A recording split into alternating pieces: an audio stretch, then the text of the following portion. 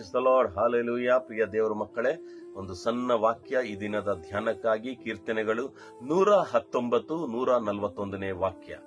ಕೀರ್ತನೆಗಳು 119, 119, 141. ಅದು ಏನಂದರೆ, ನಾನು ಅಲ್ಪನು, ತಿರಸ್ಕರಿಸಲ್ಪಟ್ಟವನು ಆಗಿದ್ದರೂ ನಿನ್ನ ಕಟ್ಟಳೆಗಳನ್ನು ನಾನು ಮರೆತು ಬಿಡುವುದಿಲ್ಲ.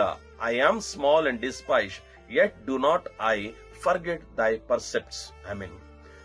ಒಬ್ಬ ಭಕ್ತನು ಹೇಳುತ್ತಾ ಇದ್ದಾನೆ ದೇವ್ರ ಮುಂದೆ, ಅಯ್ಯ, ನಾನು ಬಹಳ ಚಿಕ್ಕ ವ್ಯಕ್ತಿ, ನಾನು ಅಲ್ಪನೆ, ನಾನು ಎಲ್ಲರಿಂದ ತಿರಸ್ಕರಿಸಲ್ಪಟ್ಟಿರೋನು, ನನಗೆ ಎಲ್ಲರೂ ನೋಡಿ ನನ್ನನ್ನು ದೂಷಣೆ ಮಾಡುತ್ತಾರೆ. ಹೌದು ಪ್ರಿಯರೇ, ಕೇಳುತ್ತಿರೋ ನಮ್ಮೆಲ್ಲರ ಜೀವನದಲ್ಲಿ ಈ ಒಂದು ಸಂದರ್ಭ ಬಂದೇ ಬಂದಿದೆ. ಎಲ್ಲಾರಿಂದ ತಿರಸ್ಕರಿಸಲ್ಪಟ್ಟಿರೋರು, ಎಲ್ಲಾರು ನಮ್ಮನ್ನು ನೋಡಿ ದೂಷಣೆ ಮಾಡೋರು, ಎಲ್ಲಾರು ಕೂಡ ನಮ್ಮನ್ನು ಇವನೆಂಥ, ಇವ್ರೆಂಥ, ಈ ಕುಟುಂಬ ಎಂಥದಂತ ಅನೇಕರು ನಮ್ಮನ್ನು ಡಿಗ್ರೇಡ್ ಮಾಡಿರಬಹುದು.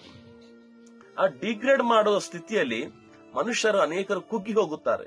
ಅಯ್ಯೋ, ನನ್ನನ್ನು ಯಾರು ನೋಡಿದ್ರು ಕೂಡ ಈ ರೀತಿಯಾಗಿ ಕೇವಲವಾಗಿ ಮಾತಾಡತಾರಲ್ವಾ, ನನ್ನನ್ನು ಯಾರು ನೋಡಿದ್ರು ನನ್ನನ್ನು ಒಂದು ಬೆಲೆ ಕೊಡದೆ, ನನ್ನನ್ನು ತಿರಸ್ಕಾರ, ಅಪಹಾಸ್ಯದ ಮಾತುಗಳಿಂದ ಎಲ್ಲಿ ಕೂಡ ನೋಡಿದ್ರು ಜನರು ನನಗೆ ಆಶಾಭಂಗವನ್ನು, ನನಗೆ ಅವಮಾನಗೆ ಗುರಿ ಮಾಡುತ್ತಾ ಇದ್ದಾರಲ್ವ ಅಂತ ತಿಳ್ಕೊಡಿ.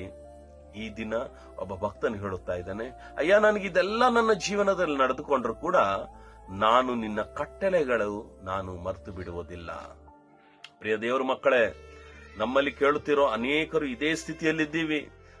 ಸ್ವಂತ ಬಂಧು ಬಳಗ, ಸ್ನೇಹಿತ, ನಮ್ಮ ಜನರಿಂದ ತಿರಸ್ಕರಿಸಲ್ಪಟ್ಟಿರುವ, ಅವಮಾನ ಗುರಿಯಾಗಿರುವ, ನೀವು ಅಲ್ಪರು, ನಿಮ್ಗೇನು ಯೋಗ್ಯತೆ ಇದೆ ಅಂತ ಹೇಳಿರೋ ಜನರುಂಟು.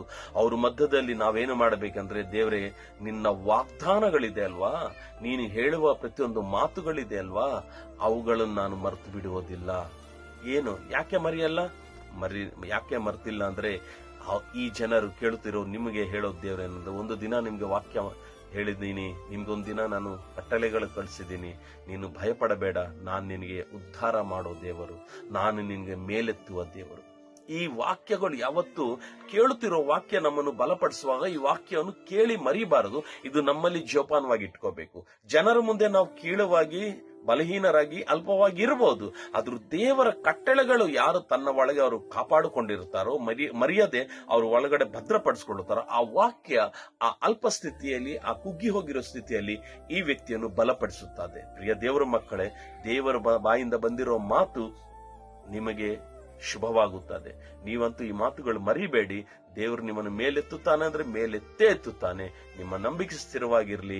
ಯಾರು ಅಲ್ಪರು ಅಂತ ನಿಮ್ಮ ಮುಂದೆ ನಿಮಗೆ ಹೀಯಾಳಿಸಿ ನಿಮ್ಮನ್ನು ತಿರಸ್ಕಾರ ಮಾಡಿದಾರ, ಅವರ ಮುಂದೆ ದೇವರು ನಿಮ್ಮನ್ನು ಮೇಲೆತ್ತಿ, ನೀವು ಉನ್ನತವಾದ ಸ್ಥಾನದಲ್ಲಿರೋರಂತ ಅದೇ ಜನರ ಬಾಯಿಯಿಂದ ದೇವರು ನಿಮ್ಮ ಮುಂದೆ ಹೇಳೋದು ದೇವರು ಸಿದ್ಧಪಡಿಸ್ತಾ ಇದ್ದಾರೆ. ನಿರುತ್ಸಾಹ ಪಡಬೇಡಿ ನೀವು ಅಲ್ಪರೆಂಬುದಾಗಿ, ನಿರುತ್ಸಾಹ ಪಡಬೇಡಿ ನೀವು ಬಡವರೆಂಬುದಾಗಿ, ನಿರುತ್ಸಾಹ ಪಡಬೇಡಿ ನಿಮಗೆ ಏನಿಲ್ಲ ಅಂತ. ಒಂದು ದಿನ ದೇವರು ನಿಮ್ಮನ್ನು ಎಲ್ಲಾ ಕೊಟ್ಟು ದೇವರು ನಿಮ್ಮನ್ನು ಬಲಪಡಿಸುತ್ತಾರೆ. ಕಳ್ಕೊಂಡಿರೋ ನಿಮ್ಮ ಮಾನ, ಘನ ಎಲ್ಲಾ ದೇವರು ಮರಳಿ ಕೊಟ್ಟು ಅದೇ ಜನರ ಮುಂದೆ ನಿಮ್ಮನ್ನು ಸಾಕ್ಷಿಯಾಗಿಡ್ತಾರೆ. ನೀವೇನು ಮಾಡಬೇಕು, ದೇವರ ಕಟ್ಟಳೆಗಳು ಯಾವತ್ತು ಕೂಡ ಮರೆಯಬೇಡಿ.